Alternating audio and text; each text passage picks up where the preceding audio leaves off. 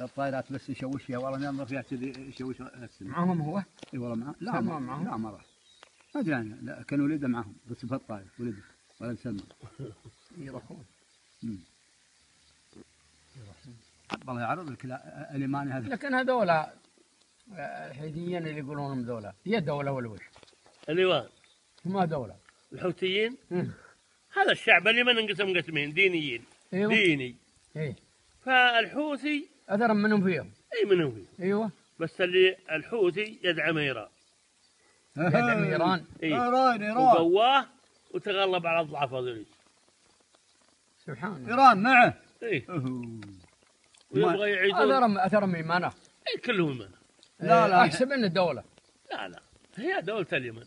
يقول طيب لازم ترجع الشرعية. ها؟ تنازلون للشرعية. انتم يقولون الحوثيين؟ يقولون السعودية للحوثيين. ايه. وهذا يصقعونهم. هذه محل المطارات، وهذا محل الصيانة، بس وهذا كبري للقوة الحوثية، وهذا الطيارات تقمع كذا يقول خايفين على اليمن نذبحهم. ما جو اليمن الثاني. لا ما ينشون. لا. ها الحين 3 أيام. أول في التلفزيون. لا والله يمحون.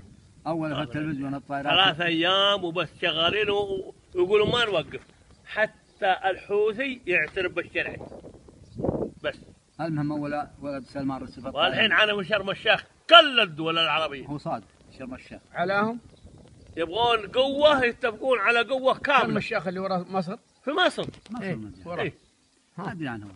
من الصباح. وش يبي هذا؟ هذا اجتماع يبغون قوة اقتراح لعبد الله يرحمه. يقول العرب لازم تسوي قوة كاملة. علاهم. قوة لها تحارب بها أي واحد يخالف.